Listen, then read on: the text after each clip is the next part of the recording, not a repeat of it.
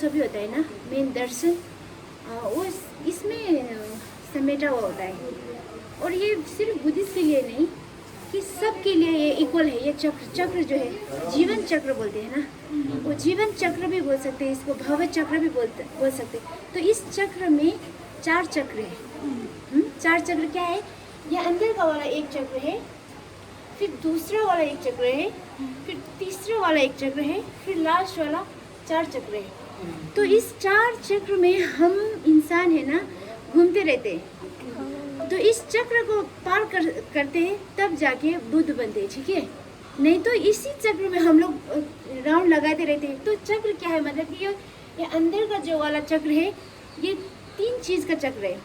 तो ये है कि अज्ञानता, मतलब कि हम लोग गुस्सा होते हैं ना, राग द्वेष मोह बोलते हैं, ठीक है? गुस्सा का प्रतीक जो है तो सर्प,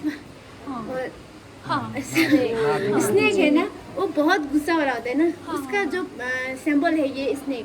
फिर एक लोभ का प्रतीक है, ये है एक पक्षी, जो कि वो पक्षी का पेड़ तो इतना छोटा सा होता है ना, फिर एक पेड़ में होता है वो सारा फल को ऐसे ठूंग के सारा को मेरा खाऊंगा करके सोचता है, लेकिन वो खा नहीं पाता है, ठीक है?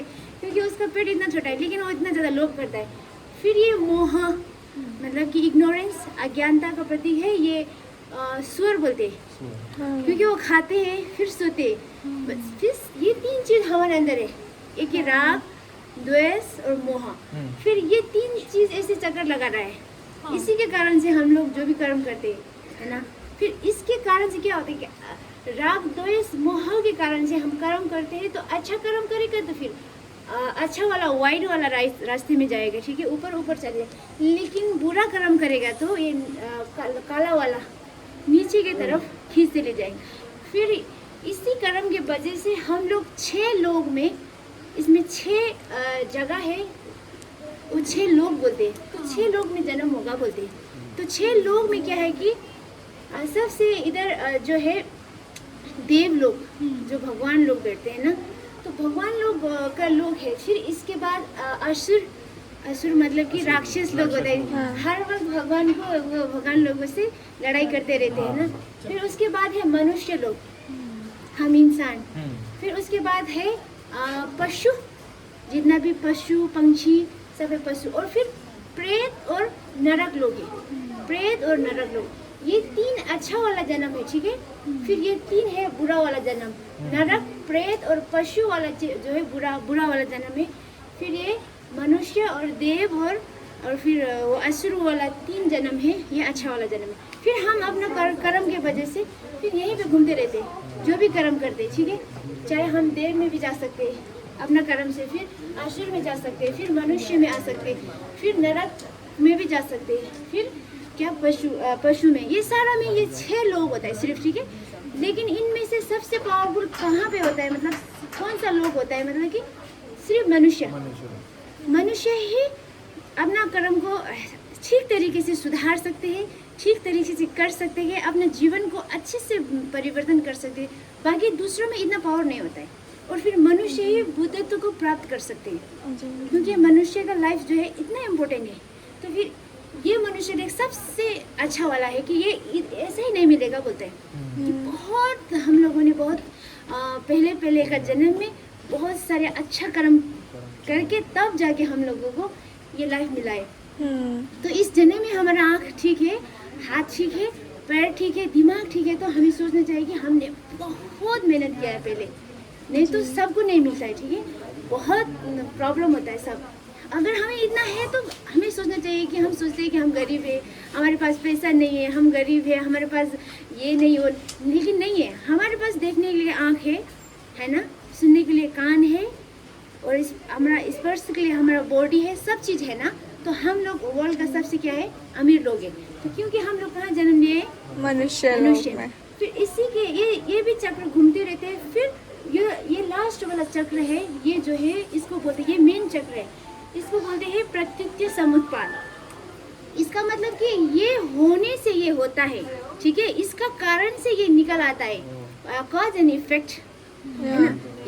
क्योंकि आपने बुरा किया तो इसका बुरा निकलेगा, जी, ठीक है। जी। फिर अच्छा किया तो अच्छा निकले। तो इसका जो टोटल है इसका 12 होता है, 12। तो इसको द्वादशा अंग भी बोलते हैं। 12 होता है इसका चक्र, जो सर्कल जो होता है। तो एक दूसरे से जुड़ा हुआ होता है। ये होने से ये हुआ, ठीक है, होता है, फिर ये होने से ये होता है, ये होने से ये होता है। इसका कारण से इसका जन्म हुआ। इस कारणवाद, बिना कारण संसार में ना एक पत्ता भी नहीं हिलेगा, जी। है ना। हम दुखी हैं, इसका भी कारण है। हम सुखी है, इसका भी कारण है। हमारे पास दोस्त है, इसका कारण है। दोस्त नहीं है, सब चीज़ का क्या है, कारण है, ठीक है। तो ये दर्शाता है कि कारणवाद को, कॉज एंड इफेक्ट को दर्शाता है। ये लास्ट वाला जो सर्कल है, तो इसको बोलता है कि बुद्धिज्म का मेन सिद्धांत, इसको बोलते हैं केंद्रीय सिद्धांत। अगर आप इसको जाना तो तब जाके बुद्धिज्म को अच्छे से जान पाएंगे। क्योंकि बुद्धिज्म ऐसा ही नहीं है कि किसी ने बता दिया तो उसको बिलीव कर लो, किसी ने सुना दिया हाँ ठीक है करके मान के। तो खुद भगवान ने बोला है कि जैसे कि एक सुनार होता है ना, सुनार एक सोना को है ना, उसको जला के काट के इसको पीट के वो असल सोना है कि नहीं है करके वो क्या करता है, पहचानता है ना। उसी तरह भगवान का जो वचन है, भगवान का जो बोला है भगवान ने, उसको भी उसी तरह आप लोगों को क्या करना है, परीक्षण करना है। तभी जाके क्या करना है, उसको अनुसरण मतलब कि फॉलो करना है। इसे आँख बंद करके किसी ने बोला हाँ लिखा है, कहीं सुना है, ऐसे करके नहीं जाना। तो एक कारण केंद्रीय सिद्धांत जो है, कारणवाद का सिद्धांत में क्या बोलता है कि सबसे आगे वाला जो बूढ़े अंधा इंसान है वहाँ पे बैठा हो, वो एक इग्नोरेंस का प्रतीक है, अज्ञानता। जो भी होता है सब इग्नोरेंस से स्टार्ट होता है। हम नहीं जानते ना, हमें लगता है हम कुछ सब कुछ जानते हैं, लेकिन हमें पता नहीं होता है, हमें कितना चीज़ नहीं पता होता है। वो सारा क्या है कि अज्ञानता बोलते हैं इसको, इग्नोरेंस, वो मेन काज है। उसके कारण से हम लोग संस्कार करते हैं, संस्कार जो भी काम करते हैं ये करते हैं, उसी कारण से संस्कार का जन्म होता है। कि संस्कार मतलब कि हम लोग बना रहे वो संस्कार का जन्म। फिर संस्कार का कारण से ये विज्ञान का जन्म होता है, ठीक है। विज्ञान का कारण से क्या होता है कि नाम और रूप का जन्म होता है। नाम और रूप और संस्कार और विज्ञान ये सब मिला तब जाके फिर षड आयतन, 6 हम लोगों का जो है आयतन, एक मन इंद्रिय है, फिर बाकी क्या है 6 सेंसेस। वो 6 ये 6 सेंसेस से क्या होता है कि उससे या तो सुख होता है या तो दुख होता है या तो कुछ भी नहीं होता है, इक्वल भी होता है ना, है ना। कभी कभी कोई हमें कुछ बोल देता है, बहुत दुख लगता है, तो कभी कभी कुछ लगता ही नहीं है ना, कुछ भी लगता ही नहीं है ना। कभी दुख बहुत लगता है, कभी कुछ लगता नहीं, कभी कुछ इक्वल में होता है, मतलब कि सुख होता है फिर दुख होता है, फिर उसके बाद न दुख न सुख, वेदना बोलते हैं ना। षड आयतन से वो 6 जो भी है हमारा जो 6 आयतन है, एक मन और बाकी 5 जो इंद्रिय से होता है, उसके वजह से हम लोगों को वेदना निकल आ रहा है, सुख दुख और फिर न सुख न दुख, ये वाला वेदना। फिर वेदना के ऊपर जाके फिर तृष्णा होता है।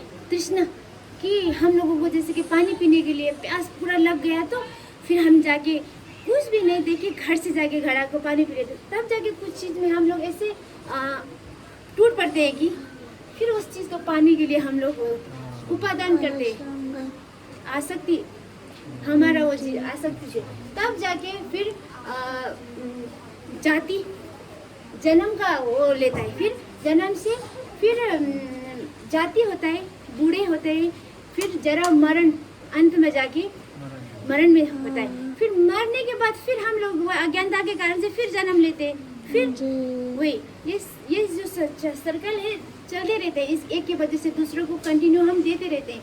जब तक ये नहीं टूटेगा तब तक ये चलता रहेगा, हम इसी के अंदर फंसते रहेंगे, ठीक है।